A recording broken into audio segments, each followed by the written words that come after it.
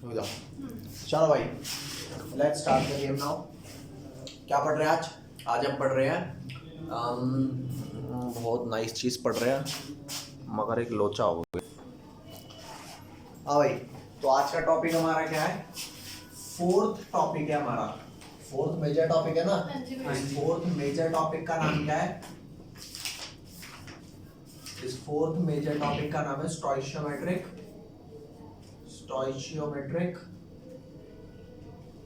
Calculation. क्या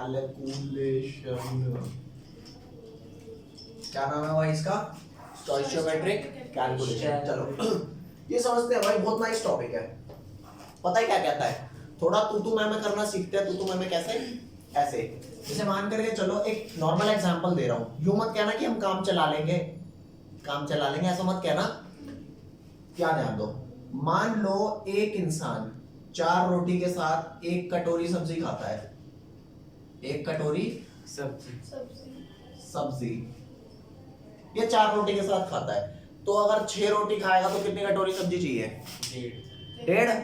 और वैसी बात, यूं मत कहना कि पहले ही बताओ सब्जी कम है या ज्यादा है। अगर सब्जी कम है तो कोई भी 6 भी निपटा दूंगा एक के साथ ही, 7 भी निपटा दूंगा। और अगर ज्यादा है तो भाई साहब 3-4 कटोरी सब्जी ले आओ, ऐसा मत कहना। एक प्रपोर्शन बांध लेते हैं। 4 रोटी पे अगर 1 कटोरी सब्जी है तो 6 रोटी पर कितनी कटोरी सब्जी होगी? 1.5 कटोरी सब्जी। और 8 रोटी पर कितनी कटोरी सब्जी होगी? 2 कटोरी। तो आप ये बात समझ रहे हो ना? तो अगर मैं आपसे बोलूं कि मैंने आपको दे रखी है 20 रोटियां और 7 कटोरी सब्जी, तो क्या कम दिया है क्या ज्यादा दिया है? सब्जी ज्यादा। सब्जी ज्यादा। भाई 4 रोटी पे 1 कटोरी चाहिए, तो 20 रोटी पे कितनी कटोरी सब्जी? रोटी ज्यादा कह दी। हाँ, कितनी ज्यादा है? 2 कटोरी सब्जी ज्यादा। भाई 4 रोटी पे 1 कटोरी सब्जी चाहिए। मान लो मेहमान आए हुए हैं, हमको सबको 4-4 रोटी 1-1 कटोरी सब्जी देनी है। तो हमने कहा भाई 4 रोटी 1 कटोरी सब्जी सबको देनी है, तो हम कितने मेहमान खिला लेंगे? अगर मेरे पास 20 रोटी और 7 कटोरी सब्जी है तो 4 रोटी 1 को, 1 कटोरी 1 को, फिर 4 रोटी 1 को, 1 कटोरी 1 को, फिर 4 रोटी 1 को, 1 कटोरी 1 को, फिर 4 रोटी 1 को, 1 कटोरी 1 को, फिर 4 रोटी 1 को, 1 कटोरी 1 को। कितनी कटोरी हो गई? 5 कटोरी। और ये कितनी रोटी हो गई? 4-4 8, 8-4 12, 12 20 हो गई।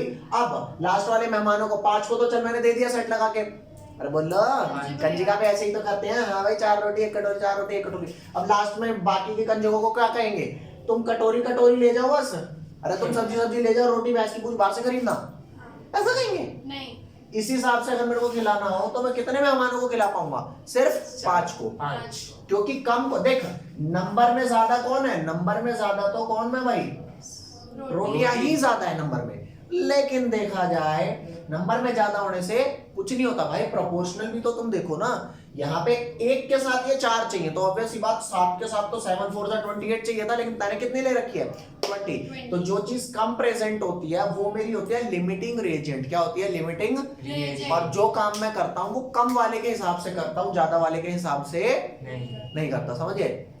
अरे बोलो। तो याद देना, यहाँ पर लिमिटिंग रिएजेंट कौन सा हुआ? ये क्या हो गया बेटा आपका? Limiting reagent.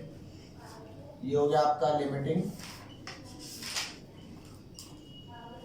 रिएजेंट। ठीक है? तो जो सब्सटेंस कम अमाउंट में प्रेजेंट होता है उसे मैं क्या बोलता हूँ? Limiting reagent. और रिएक्शन लिमिटिंग रिएजेंट के हिसाब से ही प्रोसीड करती है। तो यहाँ पर डेफिनेशन में लिख देता हूँ लिमिटिंग रिएजेंट की। और लिमिटिंग रिएजेंट को मैं LR से शो कर दूं अगर तुम्हें कोई दिक्कत ना हो तो।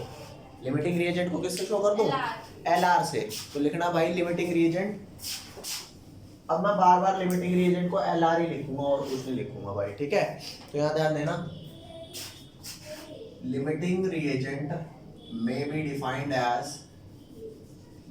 defined as the substance that is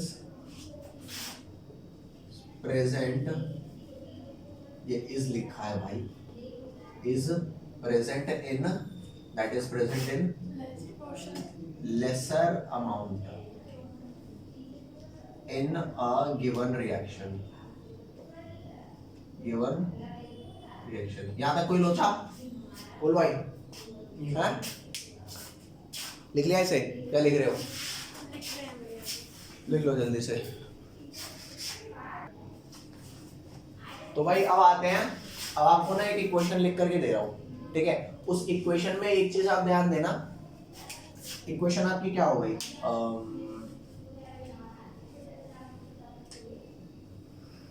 जैसे हमने रोटी सब्जी में ये देखा कि हाँ भाई यहाँ पर तो मैं प्रोपोर्शनैलिटी थोड़ी समझ पाया हल्की फुल्की, ठीक है?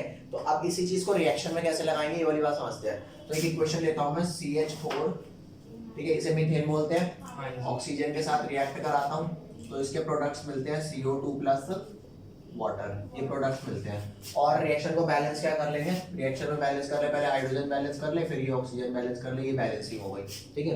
अब मैं तुमसे पूछूं, अगर तुम्हारे को एक इन्फॉर्मेशन प्रोवाइड कर दो, इन्फॉर्मेशन क्या है कि कार्बन का मास होता है 12 और हाइड्रोजन का मास होता है 1 और ऑक्सीजन का मास होता है 16। ये इक्वेशन में ये मैंने बात आपको प्रोवाइड कर दी पहले से, है ना?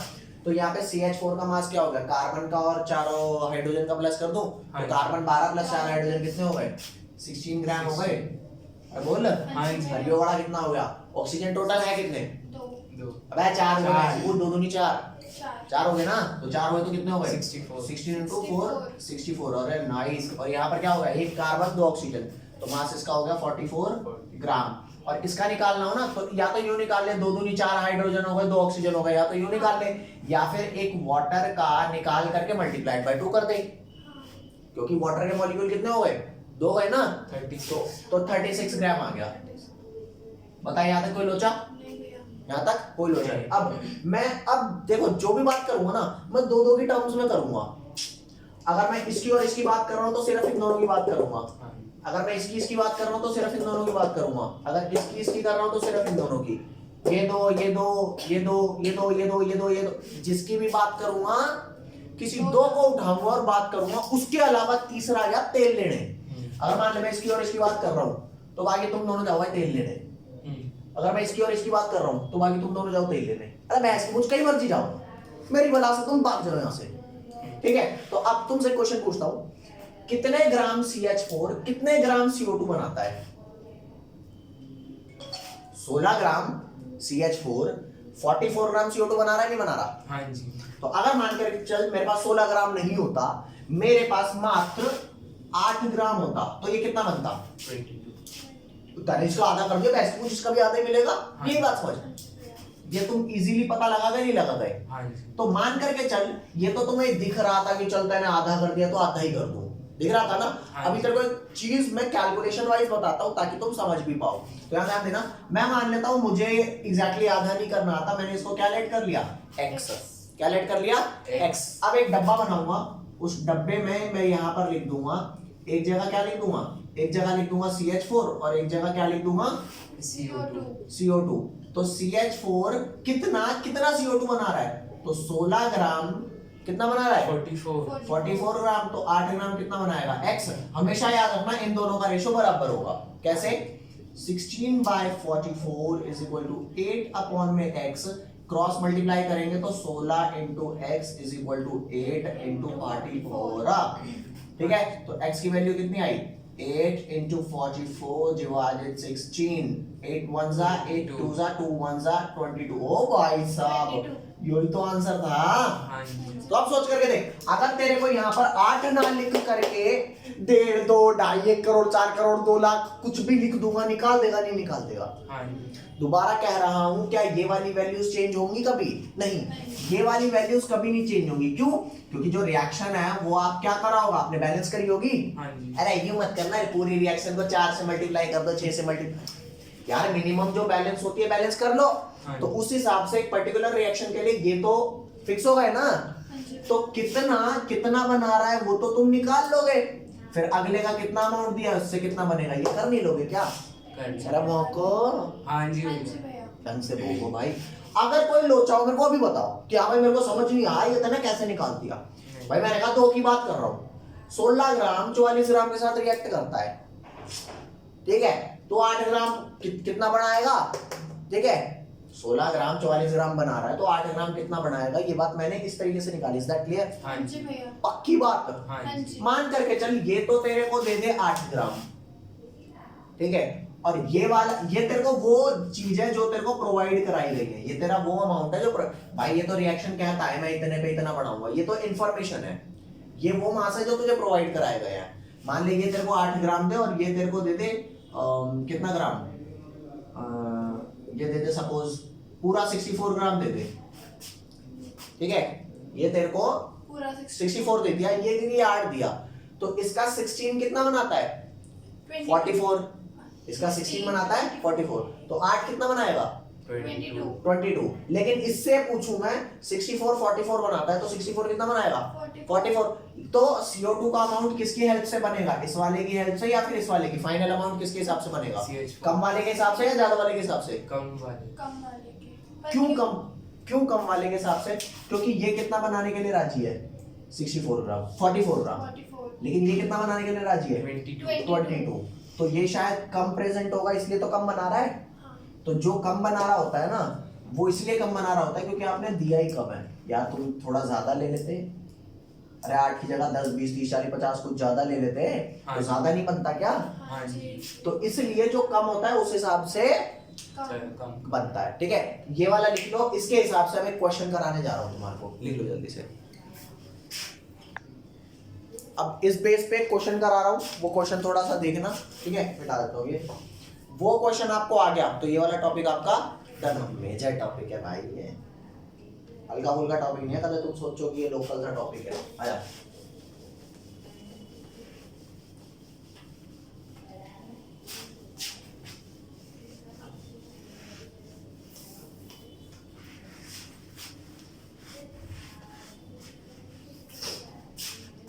ले भाई, यहाँ पर आ जाओ।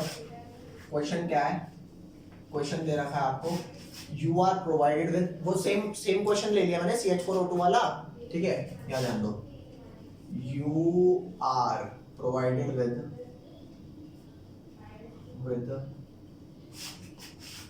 50 gram CH4 and 80 gram O2, ठीक है। ये चीज आपको प्रोवाइड करा दी, 80 ग्राम ऑक्सीजन दे दिया, 50 ग्राम क्या दे दिया CH4। अब क्या कह रहा है, कैलकुलेट करने को कह रहा है, क्या क्या चीज कर रहा है भाई, फर्स्ट याद है ना, calculate the first mass of CO2 formed, पहली चीज, ठीक है, mass of CO2 formed. Second, limiting reagent, कौन सा लिमिटिंग रिएजेंट है,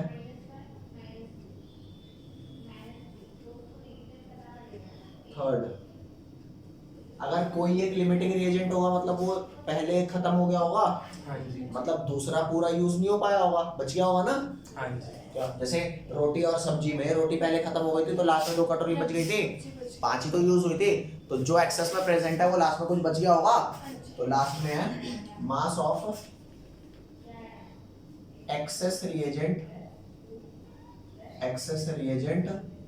ठीक है, लेफ्ट बिहाइंड, ये निकालना है, ठीक है। मैं पहले क्वेश्चन कर रहा हूं, तसल्ली से तुम इसको देखो, ठीक है। यहाँ ध्यान देना, देख ले भाई, सामने देख ले, करना कुछ नहीं है। ओए पप्पू ये देख, सॉल्यूशन करा रहा हूं, क्या है भाई, इस चीज को समझना।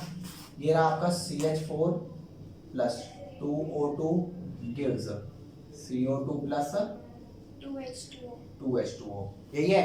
और इस चीज को समझना, ये तो मास तो वही रहेंगे यार, बाबा बोल दे रहे। एक काम करता हूँ, ये जो तेरे मास होते हैं ना, जो तेरे को पहले से पता होता है, लाल से लिखता हूँ क्योंकि ये कभी चेंज नहीं होते, एक पर्टिकुलर रिएक्शन के लिए घंटा कभी चेंज नहीं होने।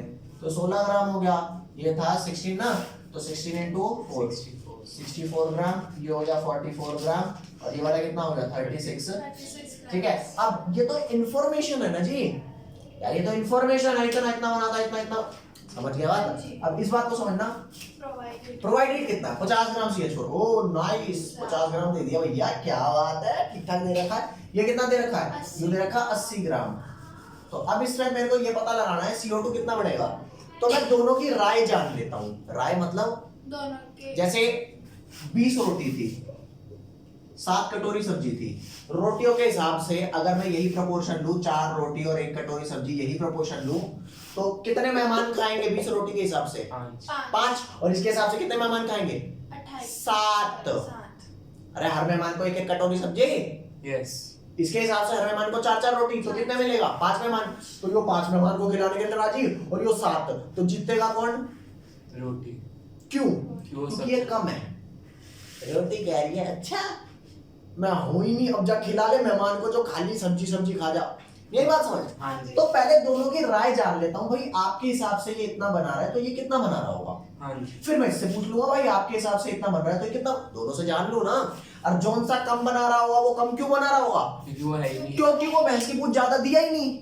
समझे या नहीं समझे? बधाई हो। तो इस वाली बात को मैं कैलकुलेट कर लेता हूँ, बड़ी इज्जत से कैलकुलेट कर लेता हूँ।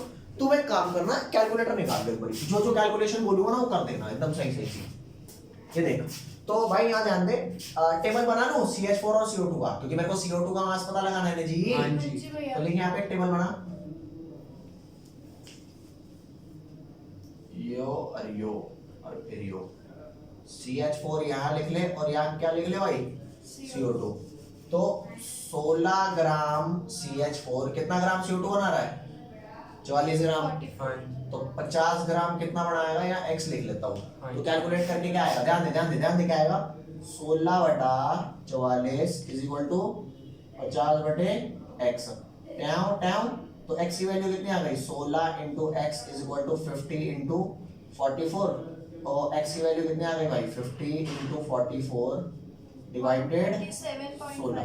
कितनी वैल्यू आ रही है? 137.5। देख ले भाई, कदे गलत हो। 137.5 ग्राम। बोल भाई कोई लोचा इसमें? देख ले, तू भी कैलकुलेट कर ले। 50 इंटू 16 डिवाइडेड 50 इंटू 44 डिवाइडेड 16। ठीक है? 44।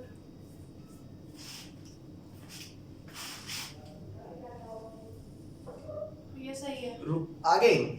आगे ना। अब मैंने CH4 से तो पूछ लिया भाई कितना बनाने को राजी हो, पूछ लिया। अब एक बार इस O2 से भी पूछ लूं भाई आप कितना राजी हो। अगर दोनों बराबर राजी होंगे हो क्या बात। ठीक है, यहाँ ध्यान दे। अब मैं O2 से पूछने जा रहा हूँ। O2 की टेबल ये रही,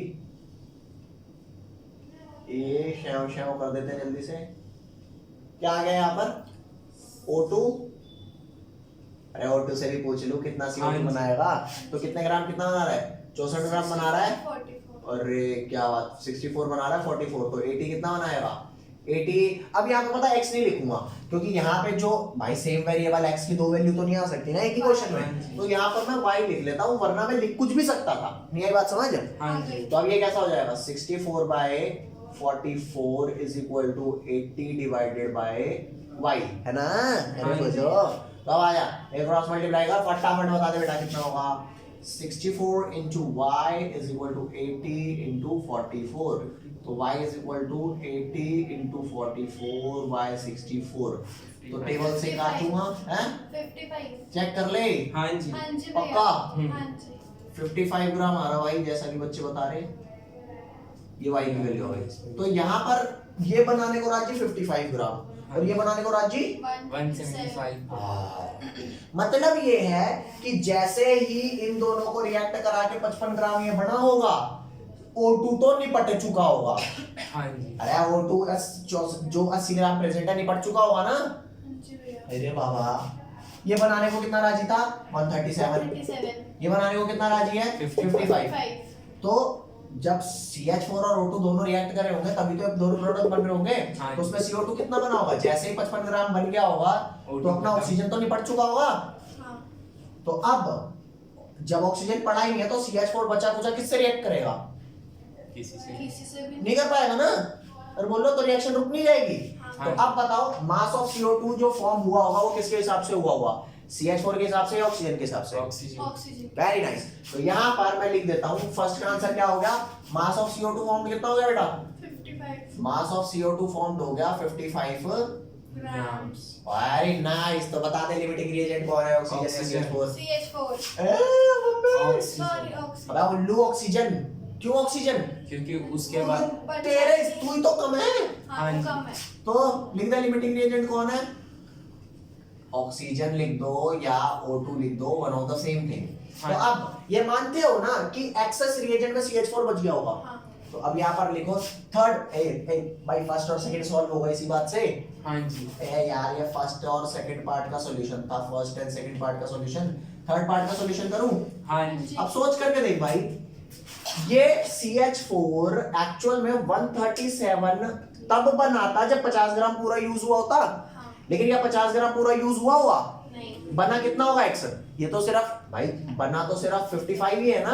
हाँ तो ये जी। सारा तो यूज हुआ नहीं होगा, तो कितना यूज हुआ है पता लगा लूं? हाँ। देख कैसे, ये देख एक डब्बा बना, अभी समझ जाओगे बल्लिया, ये CH4 है और ये क्या है CO2। भाई 16 ग्राम बनाता था 44 ग्राम, ठीक है। मेरा 50 बढ़ाने की औकात थी 137 की, लेकिन मामला बना कितना CO2 का फाइनली 55 ही बना। तो ये सारा का सारा यूज तो हुआ नहीं हुआ होगा, हाँ जी तो इसे कुछ अलग कितना यूज हुआ होगा W मान लूं उसे। हाँ जी। अरे भाई 50 पे पड़ रहा था 137, नहीं आई बात समझ? हाँ। तो 55 बना होगा तो यार इतना तो बना ही नहीं, तो ये सारा 50 यूज भी तो नहीं हुआ होगा, हाँ। तो W मान ले इसे और सॉल्व कर क्या 20। 16/44 इज इक्वल टू W बटा 55। वैल्यू बता W की कितनी है? 20 कितना हो गया? ले 55 को उधर ही ले जाना direct, 16 into 55 divided 44 is equal to W। हो गया? तो कितना है? 20 आया। हाँ ओ जी। भाई साहब ये आ गया 20 ग्राम आ गया W। मतलब W सिर्फ कितना यूज हुआ होगा? ये सिर्फ यूज कितना हुआ होगा बेटा? 20 ग्राम यूज हुआ होगा। पड़ा कितना था एक्चुअल में? 50 ओ तो एक्सेस कितना बच गया? 30 30। अभी समझा नहीं समझा? हाँ जी तो लिखिए यहाँ पर थर्ड पार्ट का आंसर क्या होगा? एक्सेस CH4 लेफ्ट बिहाइंड कितना हो गया? लेफ्ट बिहाइंड, ऑब्वियस सी बात है, पड़ा कितना था? पड़ा था 50 ग्राम, लेकिन यूज सिर्फ कितना हुआ? अरे 50 तो इतनी बढ़ाने की औकात रखता था, ऑक्सीजन ने साथ नहीं दिया, तो 20 ग्राम मेरा यूज हुआ। हाँ तो जी। बचा कितना? 30 ग्राम ग्राम। ये तेरा हो गया लेफ्ट बिहाइंड वाला आंसर। कितना बच गया भाई? Left 30 ग्राम O2 लेफ्ट। अरे बाप रे। हाँ हाँ जी जी भैया। हाँ ठीक है, जल्दी लिखो इसे। चलो भाई अब आपको करना क्या है, ये जो सब कराया है ना एग्जैक्टली सेम क्वेश्चन करना है, ठीक है। ये सारा मैं मिटा देता हूँ, ये ऐसे ओ बाबा ये मिटा दिया भाई साहब। ये जैसे ही मिटाया ना मैंने भाई, आपको एक क्वेश्चन एक बार फिर से करना है, ठीक है। ये आंसर भी मिटा देते हैं। चल भाई मिटा, तू भी मिटा भाई, मिटेगा सभी हो। हाँ जी सेम क्वेश्चन करना है, बस आपको इस बार क्वेश्चन सेम क्वेश्चन कराऊं या अलग कराऊं? कोई वो बदल अलग करा दो, पूरा क्वेश्चन ये अलग दे देता हूं, ये ध्यान दे। ले पूरा ही कर दिया मैंने, हटा दिया ये। थोड़ी सी इंफॉर्मेशन दे दूंगा, क्या ध्यान देना। यू आर प्रोवाइडेड विद, क्या प्रोवाइडेड किया भाई मैंने आपको प्रोवाइड किया 80 gram nitrogen and 20 gram hydrogen, ठीक है। Calculate first mass of NH3 formed, second the limiting reagent, limiting ये वाला तुम्हें खुद करना है, ठीक है। The limiting reagent, third mass of access reagent left behind. बस आपको थोड़ी सी इंफॉर्मेशन ये दे देता हूं, क्या ये रिएक्शन क्या है बता देता हूं। ये देख, ये रिएक्शन आपकी कुछ ऐसी है, N2 + 3H2 gives 2NH3। और थोड़ी और एडिशनल इंफॉर्मेशन देता हूं। नाइट्रोजन का मास जो होता है वो होता है 14 और हाइड्रोजन का मास कितना होता है 1। ये इंफॉर्मेशन दे दी। तो N2 का मास कितना हो गया? नाइट्रोजन का 14 होता है ना, 28 28 ग्राम। और यहाँ पर कितना हो गया 3 दूनी 6, 6 हुआ है ना 6 ग्राम। और ये कितना हो गया नाइट्रोजन 14 और 3 17 और 2 मॉलिक्यूल है तो 17 2 सा 34 ग्राम। अब करना कैसे है ये ध्यान देना, 80 ग्राम दिया नाइट्रोजन, अरे बोल दे, हाँ, और 20 ग्राम कितना दिया है हाइड्रोजन। ये। तो पहले एक बार अमोनिया की वैल्यू किस किस की हेल्प से निकाल लेना, इसकी इसकी और, ठीक है। हाँ। तो इस वाले को x लिख देना और दूसरा इसके वाले से निकाल लेना, इस वाले को क्या लिख देना y लिख देना, जो कम होगा वो बनेगा। लिमिटिंग उसके बाद पिछला पिछला थोड़ा सा वो करना, ये करना भाई, ये तुम्हारा होमवर्क है, ठीक है। फिर इसका जो आंसर है मेरे से चेक कराओ, ठीक है भाई। चलो ये तुम्हारा 4 टॉपिक खत्म हो गया जो इंपॉर्टेंट था।